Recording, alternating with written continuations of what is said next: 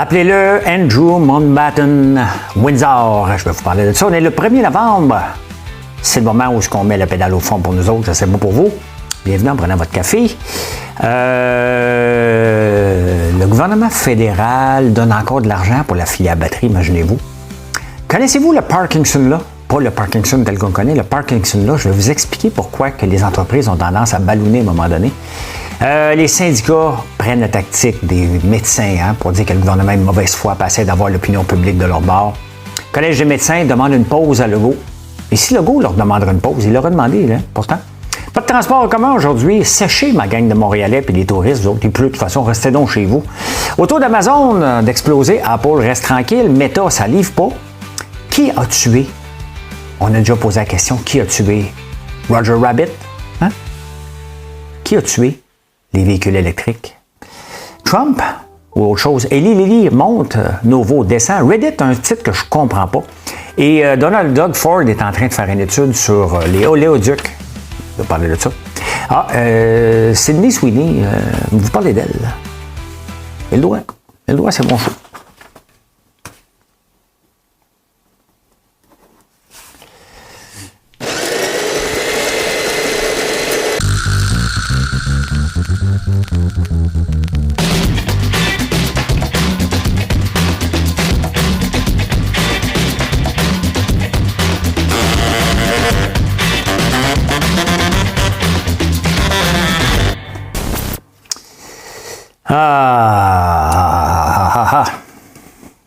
Je devais tourner en François Laferme épisode 2, mais c'est pas possible.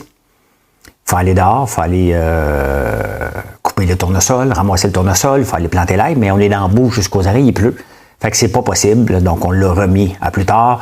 Je voulais faire aussi, vous montrer comment on fait de l'huile, mais de A à Z, ça s'est remis parce que j'ai reçu hier après-midi ma pièce brisée, donc il faut remonter la machine. Donc, ce n'est que partie remise. Par contre, que sa partie n'est pas remise, est annulée, est arrêtée pour toujours. Hein? Appelez-le Andrew Mountbatten Windsor. C'est terminé pour le prince Andrew. Il ne s'appellera plus jamais le prince Andrew de sa vie. Il s'est fait sortir de son château. Il va l'habiter à 180 km de Windsor. Moi, si j'étais son frère, il fournit une maison encore familiale dans la gang qu'ils ont là. Sincèrement, là, moi, si j'étais son frère, je dirais, tu sèches, mon chum. Va te trouver un job. Hein? Va te trouver un job, paye ton loyer, arrange-toi avec tes troupes. J'ai pas à te financer pour ce que tu as fait, aux activités que tu as participé. J'ai pas à participer à ça, pantoute. Il est correct, le prince Charles. Il est correct. Moi, je l'enverrais. Tiens, va travailler au McDo. Va servir du café au Starbucks. Trouve-toi un job, tabarnak. Hein? Va apprendre la vraie vie au lieu de vouloir jouer aux riches puis abuser des petites filles.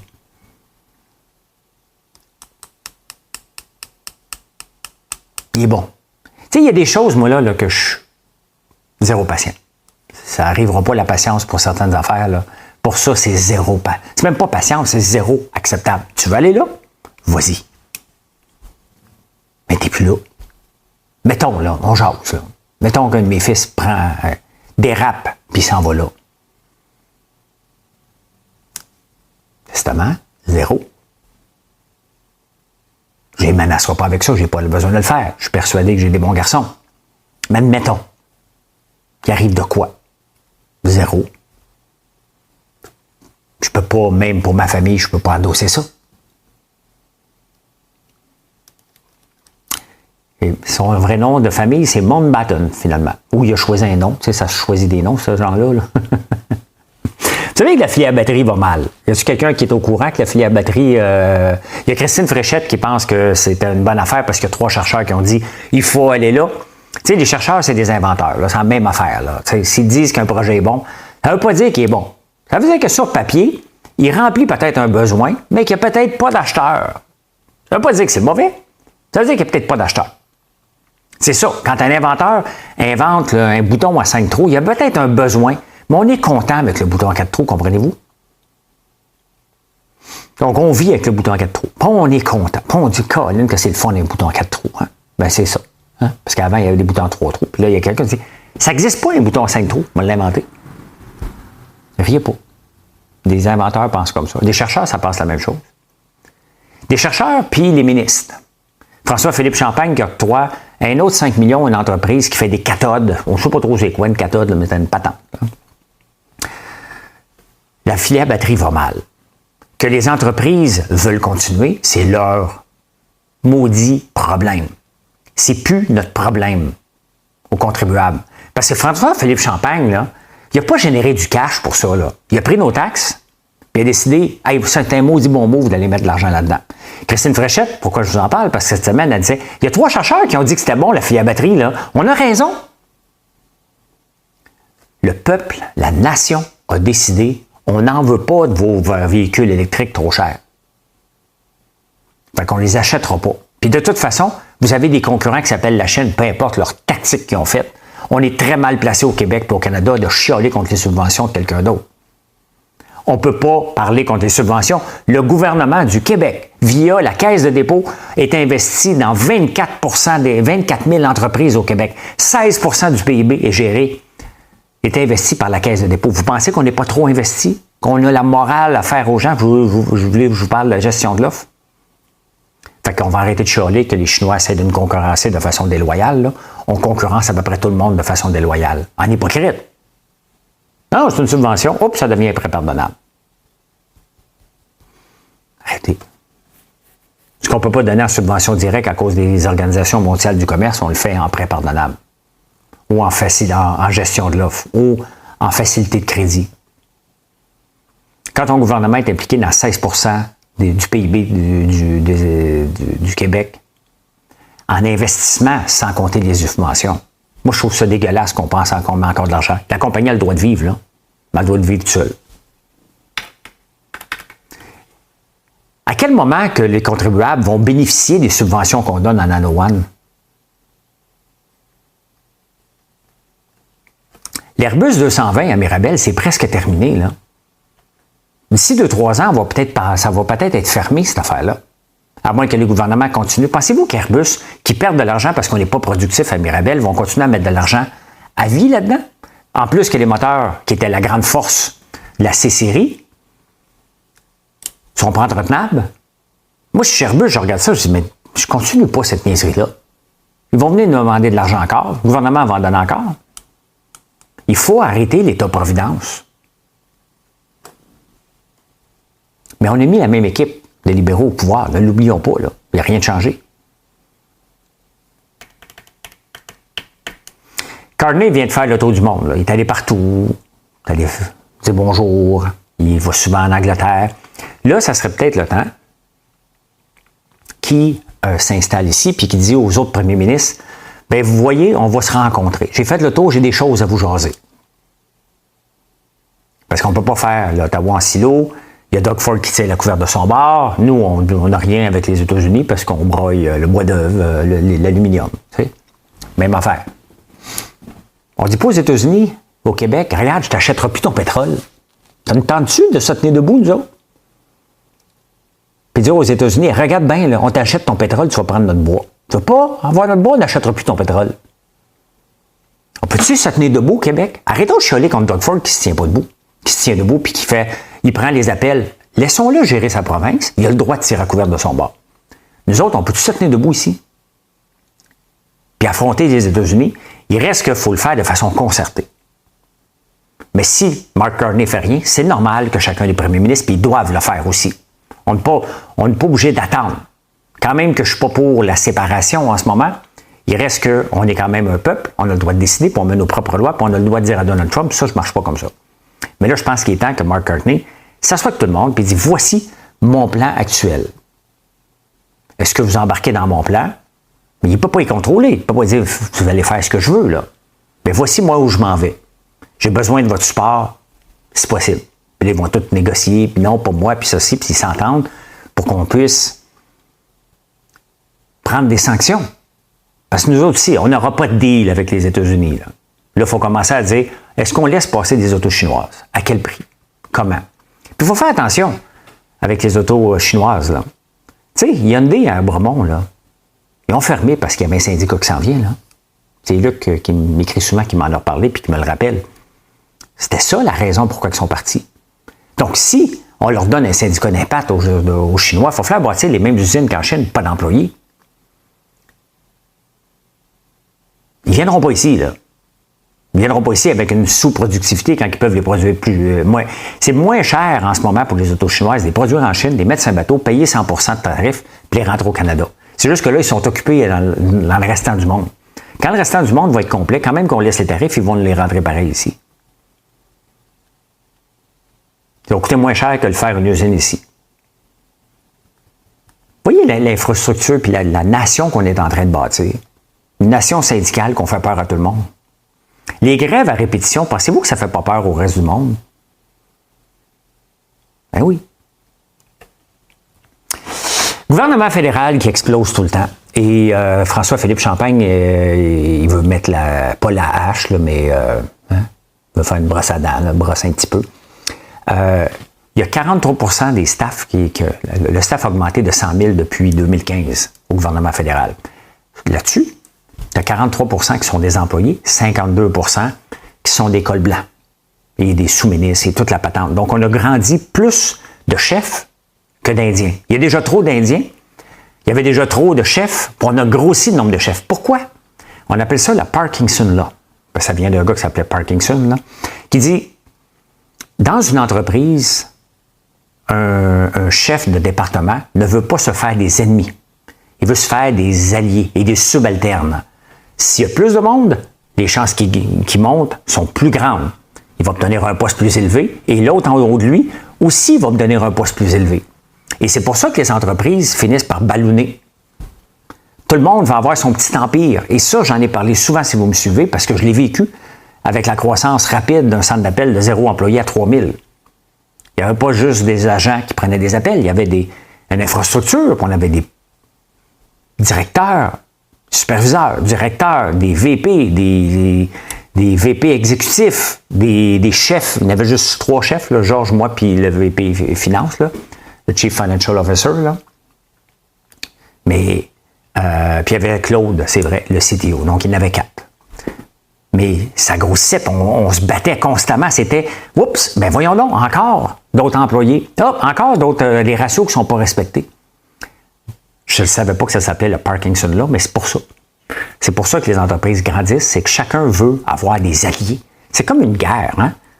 Tu vas avoir tes alliés, tes subalternes, puis là, tu t'en vas affronter d'autres départements pour montrer que tu es meilleur, mais tu n'es pas en guerre.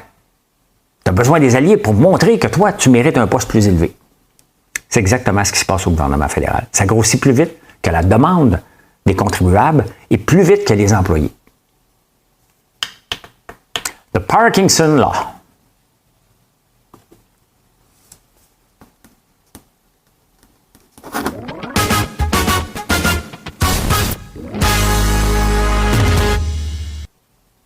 Ben écoutez, on va régler ça tout de suite. Si tu habites Montréal ou si tu veux aller à Montréal, aujourd'hui, tu vas aller voir le Centre Bell, tu vas aller voir le Canadien.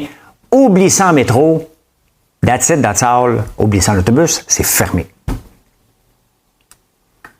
Ça, là, juste vous le rappeler, c'est des gens qui sont grassement payés. Mieux payés que la plupart des gens qui utilisent les transports en commun. Pour vous demander, soit de mon bord. Quand je vais sur les piquettes ces lignes de piquetage, je klaxonne pour moi. Que j'aie plus d'argent, mais toi, t'offrir le service, ça ne m'intéresse pas tant que ça. C'est pas ça qui est important, c'est mes conditions de travail à moi. Parce qu'ils font pitié. Je vous le dis, là, les grèves dans le public et le parapublic, puis je ne suis pas le seul qui le dit, puis je vous le répète depuis longtemps ça aussi, ça devrait être interdit. Il y a d'autres moyens de pression qu'il faut revoir. Je n'ai pas la réponse. Je ne suis pas spécialiste de tout, mais je sais que d'un point de vue observateur, ce qui se passe en ce moment dans le public et le parapublic ne fonctionne plus.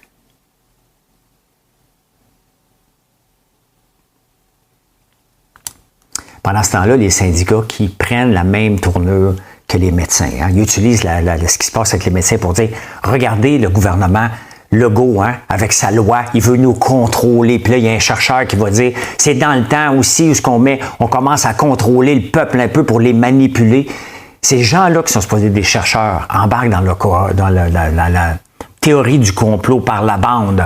Ils diront pas, mais pour dire que voici comment ils veulent contrôler. Qui contrôle qui? Les votes à main levée, qui contrôle qui? Les syndicats qui contrôlent les syndiqués, tu vas voter à main levée, mon tabarnane, tu es bien mieux de voter du bon bord. Qui contrôle qui? Le gouvernement? Qui contrôle qui? Le gouvernement ou les syndiqués? Hein? Quand Magali Picard qui crie sur toutes les tribunes que c'est un scandale, qu'est-ce qui se passe en ce moment, puis qu'elle va à Dubaï alors que ses membres sont en grève ici, les profs, elle se pousse à Dubaï pour aller régler le climat mondial avec 2200 personnes, puis elle est revenue une journée après, parce que c'est important, ses membres voulaient qu'elle aille plaider. Qui hérite qui? Est-ce que vous êtes d'accord avec cette position de syndicale-là? À moins que vous ayez quelque chose à protéger, vous ne pouvez pas être en accord avec ce genre de situation-là. Personne ne devrait avoir quelque chose à cacher dans notre société. Surtout quand tu es payé par des gens avec des cotisations. Vous savez, en Angleterre, les entreprises se doivent de dévoiler leurs chiffres. Une entreprise comme moi devrait dévoiler nos chiffres. Et c'est là qu'on sait que Victoria Beckham n'a pas fait d'argent depuis 12 ans. Elle a commencé à en faire. Moi, là, j'ai aucun problème à dévoiler mes chiffres si tout le monde les dévoile. S'il y a une loi qui dit maintenant, toutes les entreprises doivent dévoiler leurs chiffres, j'ai aucun problème. Je ne les dévoilerai pas parce que si je ne vais pas donner du gaz à mes compétiteurs, combien de bougies que je mets, c'est que mon département cosmétique, je ne vais pas le dire pas tout. Parce que mes compétiteurs ne le font pas, je ne suis pas un cave. Mais si je devais le faire, est-ce que ça me dérangerait? Non. Non. C'est ça la règle, c'est ça la règle. Pourquoi qu'on a peur de la transparence? On ne devrait jamais, jamais, jamais avoir peur de la transparence. Jamais. Les médecins, le Collège des médecins qui demande à Legault de mettre sa loi 2 sur pause. Et à cette étape-ci, qui doit mettre quoi sur pause? La campagne de peur des médecins? Ou Legault qui devrait le mettre sur pause? Mathieu? Non, c'est Yannick. Ah, salut! T'es en train d'enregistrer. C'est l'Halloween, hein? Au moment où j'enregistre, c'est l'Halloween. Je ne sais pas, moi, s'il y a quelqu'un. Je suis encore pour 20 minutes. Ok, ben moi y aller. À demain. OK, à demain. Tu n'as pas parti le pot? Non, je voulais nettoyer avant. Ouais, la fontaine, c'est pour ça, moi aussi. Bon, ben c'est ça, on la partira demain. Ok, ben. Fait que bienvenue dans le monde de François Lambert, dans la vraie vie.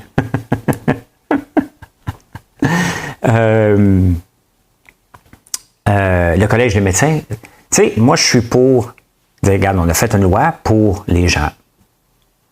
On pense qu'elle est bonne. Là, le Collège des médecins crie au loup, crie au meurtre, crie à toutes les patentes possibles. Et il décourage tout le monde. Décourage les patients, décourage les médecins, que ça ne me dérange pas, moi. Donc, qui doit arrêter quoi pour le moment, là? Revenir en arrière, ça fait des années qu'on négocie. Là. Est-ce que le François Legault peut vraiment revenir en arrière quand ça fait des années qu'il essaie de négocier quelque chose, puis le Collège des médecins dit non? Puis dit non, puis dit non, puis dit non, puis dit non à tout. Fait qu'à un moment donné, on est obligé d'y aller par boyon.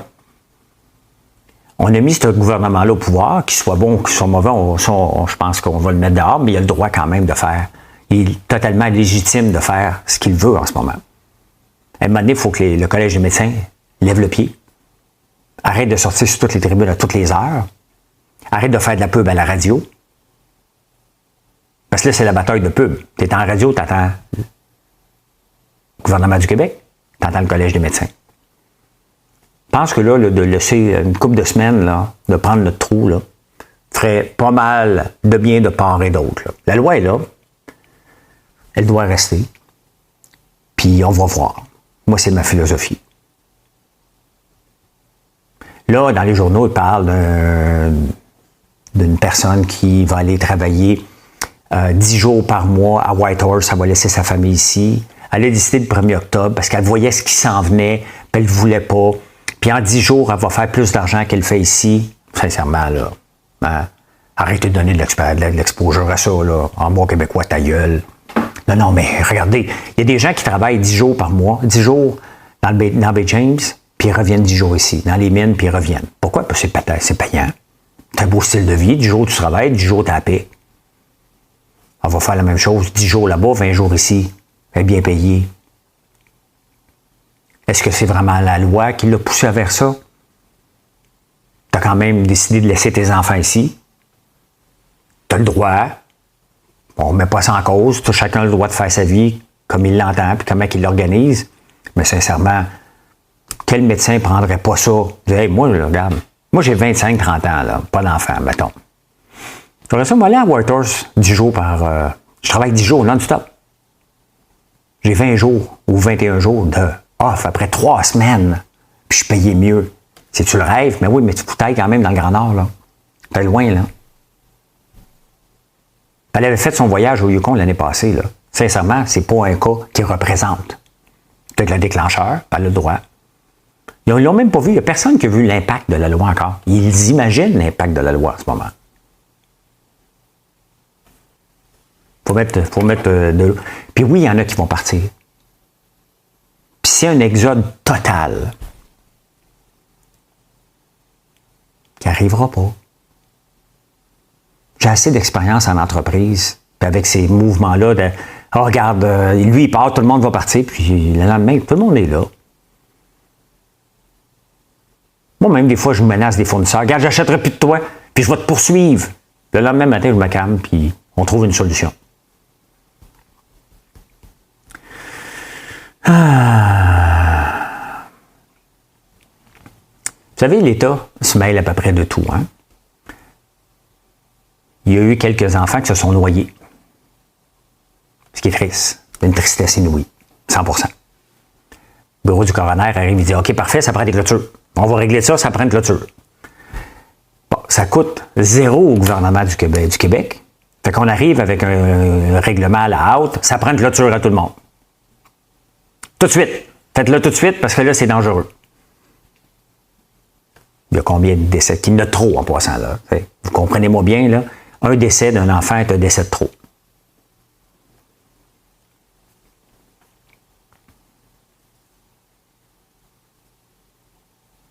Il y en a combien? 10, 15, 5? Il y en a combien par année au Québec?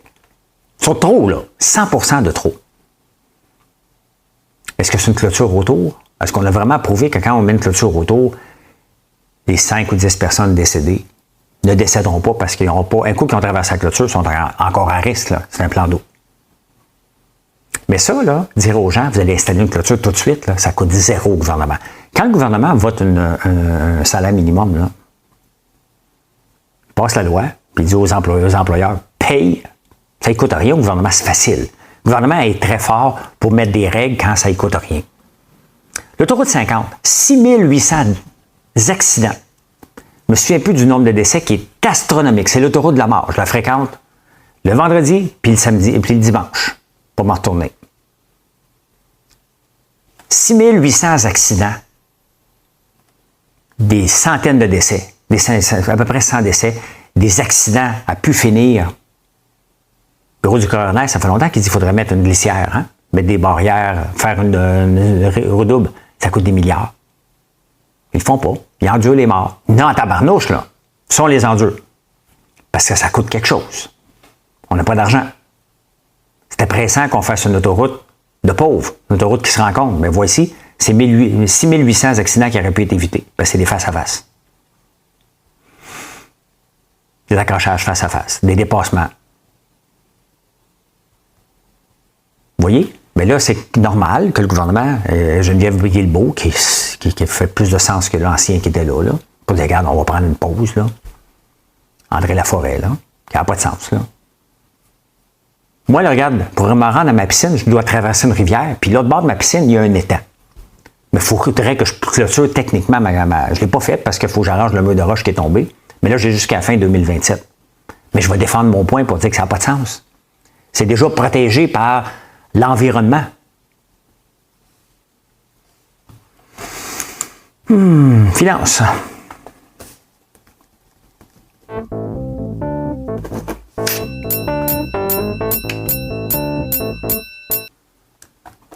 Une drôle de semaine à la bourse, mais une semaine quand même qui fait un peu de bien, parce que... Un peu... c'est ma vie, c'est ma vie. Bon, on va aller voir. Il y a eu Amazon qui a rapporté ses chiffres. Amazon, j'ai du Amazon, je suis content sur Amazon. Là, on m'a demandé d'enlever les graphiques. Là, je vais les enlever au courant de la fin de semaine pour lundi pour en avoir moins de graphiques. Parce que je l'ai fait à certains endroits, mais pas là. Donc, Amazon a monté de 10 %. Pourquoi? Parce que le cloud, le fameux cloud, qui va bien, tout le monde soit impliqué dans le cloud, ça va super bien. Il y a eu une panne cette semaine, là, mais le cloud va bien, donc ça a monté. Tesla continue à monter parce que c'est Tesla. Apple a rapporté des super bons chiffres, là, 33 milliards de profits. Mais c'est ce que les gens s'attendaient. Mais Apple a quand même monté de 9 % depuis le début de l'année. Et Amazon seulement de 2 % là, ça n'a pas monté beaucoup. Donc, il y avait un petit rattrapage à faire du côté d'Amazon.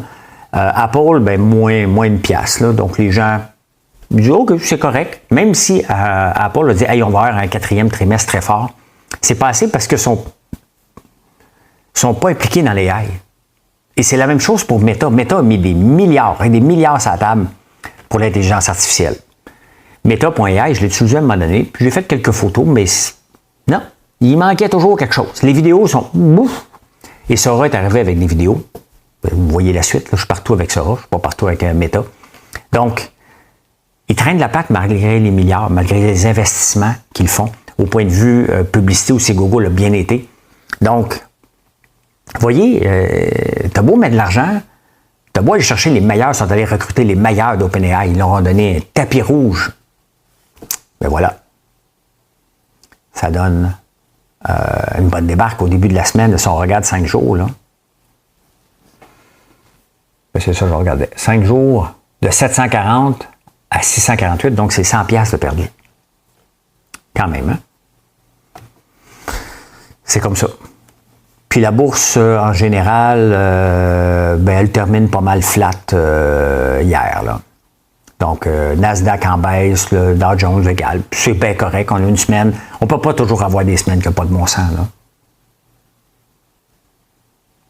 D'ailleurs, j'ai lu un article qui disait le marché boursier monte, mais pas les vôtres. C'est peut-être bon signe. Cette semaine, j'ai eu une drôle de semaine à la bourse parce que le marché a quand même monté. Mais globalement, j'ai perdu de l'argent sur le papier. Beaucoup. Pas grave, ça fait partie de la vie. Pourquoi? Parce que je ne suis pas dans les stocks qui ont monté beaucoup. Je suis dans les indiciels, j'en ai, là. Mais l'ensemble de mes portefeuilles, c'est un portefeuille varié que la Banque Royale gère pour moi. Mais je n'ai pas les titres qui ont monté cette semaine. Donc, j'ai baissé. C'est peut-être bon signe parce que quand... Tu sais, à un moment donné, il y a un vacuum. Hein? Tout le monde met de l'argent. Si l'argent, l'intelligence artificielle va bien, puis tout le monde voulait vous faire de l'argent, vous allez tout acheter des actions d'NVIDIA et un paquet d'affaires. Pendant ce temps-là, vous n'achetez pas les autres. C'est l'offre et la demande. Si vous n'achetez pas les autres actions, ben, la demande est moins forte. Coca-Cola, ben, c'est beaucoup cette semaine. Il n'y a pas d'intérêt d'acheter Coca-Cola. Ça a bien été. On se reverra dans 3 mois.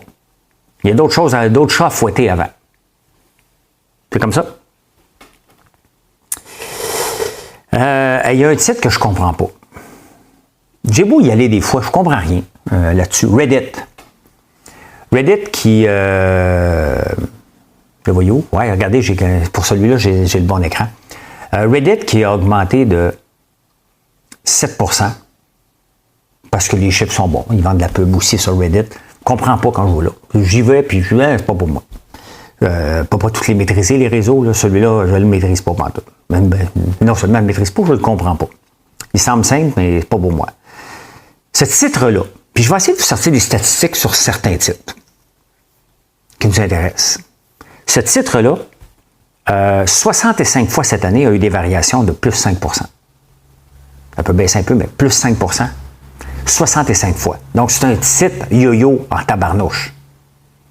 Il y a de la spéculation là-dessus. Je vais écrire du code en fin de semaine pour essayer de vous le montrer sur d'autres sites. Mettons qu'on se pose des questions, on va aller le vérifier. Combien de fois qu'il y a eu des augmentations de 1, de 2, de 3, de 4, de 5 et en montant comme ça. C'est facile, je vais écrire un code. Là, pourquoi vous l'écrire? C'est l'intelligence artificielle, les amis. Hein? Fait que, voilà. Et pendant que j'ai l'écran ici, on va aller voir Eli Lilly. Eli Lilly qui va bien. Ils ont craqué le code, leur propre code, d'avoir une pilule qui n'est pas par injection, qui est par pilule. Donc, eux autres, ça va bien, Eli Lilly. Ils ont augmenté de 18 $, 2,17 %. Et regardez l'action, mettons, sur Year to Date d'Eli Lilly, parce qu'ils sont en compétition avec Ozempic.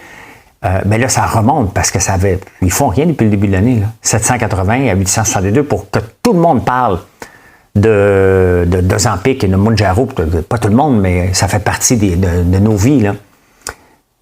Novo Nordisk, regardez, au courant de l'année, eux autres, tout un débarque, là, Year to Date. C'est à partir de 617 à 315, ça a perdu 300 piastres, 50% de sa valeur. Et ça descend encore. Pourquoi? Parce que justement, Eli Lilly est en train de prendre des parts de marché. C'est fragile comme ça. Et c'est pour ça qu'il faut faire attention, hein, avec Nvidia, avec toutes les AMD, Broadcom et tous ceux qui vendent des puces, là. Ça peut changer rapidement. Très, très, très rapidement. On le voit, là, on a un exemple parfait. Là. Qui a tué les autos électriques? Hein? Qui veut la peau de Roger Rabbit? Souvenez-vous de ça? Hein? C'est-tu Trump qui a tué les véhicules électriques? Non. Ça n'a jamais existé. C'était une utopie. Avant, c'était les pétrolières. Les pétrolières, au courant des années, ont souvent acheté des technologies qui arrivaient, l'intelligence de véhicules électriques. C'était eux qui tuaient. Quand tu achetais la compétition, tu ferme. Un peu comme Pop Imperial qui a acheté Bad Monkey. Bad Monkey fait faillite, Imperial achète la marque, la cache, personne ne peut relancer Bad Monkey. C'est ce que je voulais faire en passant.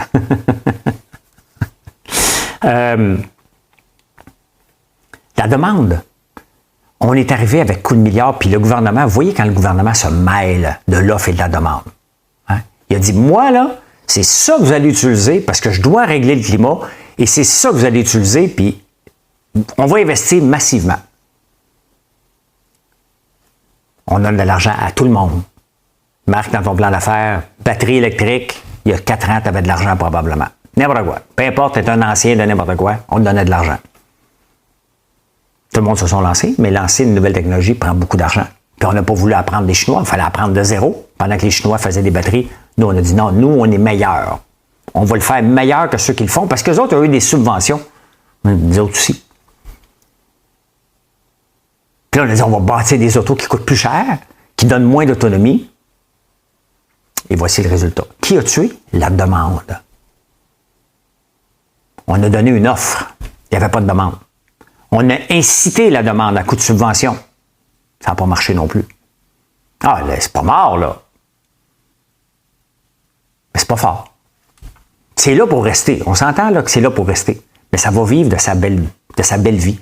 Ça va vivre quand le consommateur va être prêt à payer un certain... Quand même, le gouvernement met des règles en 2035. Si on n'a pas les moyens d'acheter des autos, on va étirer notre bazou.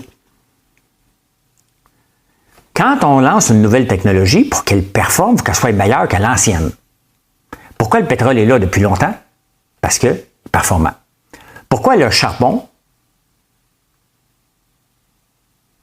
On a eu des autos au charbon à un moment donné, là, à vapeur. Là. Pourquoi que l'essence a pris? Parce que c'était aussi efficace et moins encombrant que de mettre du charbon dans une... Donc, on peut avoir des autos plus performantes. Ça fait longtemps qu'on a des autos électriques à gaz, là. Là, la plupart des grands ont tous mis la hache là-dedans. Ils ont arrêté. Ils en font un peu pour dire j'en fais. Ça va passer par la Chine, qu'on le veuille ou non. Il n'y a pas personne qui va réinvestir. Il y a juste Christine Fréchette puis François-Philippe Champagne qui y croit encore en donnant des subventions. Mais qui a tué l'EV? Personne, c'est l'ensemble de l'œuvre. C'est l'ensemble des gens qui disent moi, c'est pas pour moi. On n'est pas rendu là. Non, c'est trop compliqué. Je sais que c'est pas ceux qui en ont qui vont me dire non, c'est pas compliqué, mais oui. Mais oui, si tu fais de la grande route, à un moment donné, il faut que tu planifies ton affaire, là.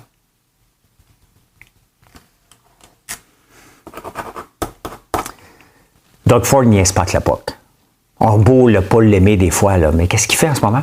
Il est en train de faire une étude pour l'oléoduc qui va passer à la baie James. Baie d'Hudson. Lui, il se dit, regarde, il va passer un oléoduc ici, soit que ça va vers le Québec, soit que ça va pour la baie d'Hudson, mais il va passer ici. Moi, je vais faire ma propre étude de marché, voir comment je peux le rentabiliser et à quelle place que je vais l'avoir. Le pétrole de l'Alberta va sortir vers l'est, qu'on le veuille ou non. Il faut s'adapter à notre concurrence. Mais notre concurrence en ce moment, c'est l'Ontario. Ça va nous passer sous le nez, puis on va être encore pauvres. Le pétrole de l'Alberta va sortir de partout. Vers les États-Unis, vers l'ouest, vers l'est. On a du pétrole ici, on peut l'exploiter aussi. Il va falloir, à un moment donné, si on veut être souverain, d'arrêter de se comporter en colonisé, du point de vue de nos ressources.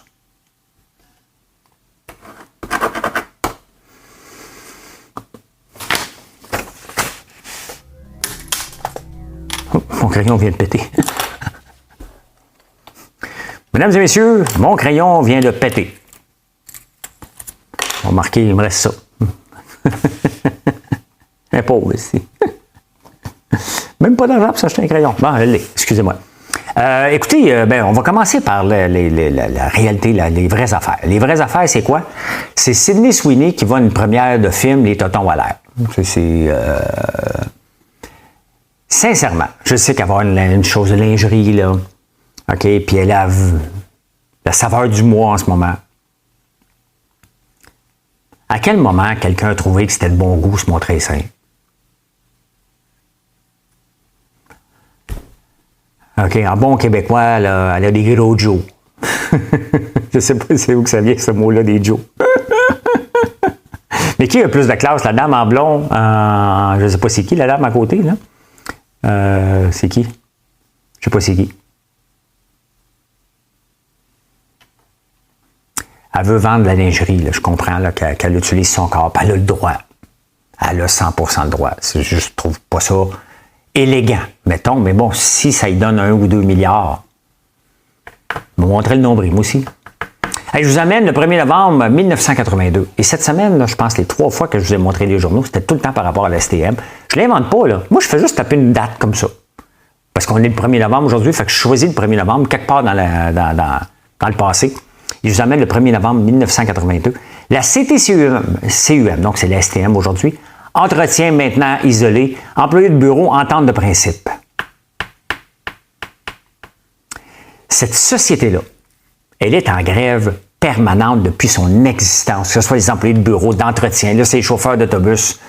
C'est non gérable. On a laissé une entreprise grandir avec des noyaux pourris, puis on les a entretenus, puis on ne les met pas en place pour donner encore, depuis toujours, des grèves à répétition à l'STM. Vous voyez pourquoi on perd de l'argent? Vous voyez pourquoi ça ne fonctionne pas? C'est à répétition depuis toujours. Des grèves, des grèves, des grèves, des grèves, des grèves, des grèves, tout le temps. Ben moi, je suis pas en grève. Mission accomplished. Merci d'être là et je vous souhaite un excellent samedi. Puis venez donc nous voir sur françoislambert.one. C'est un deal, ça? Merci. Bye.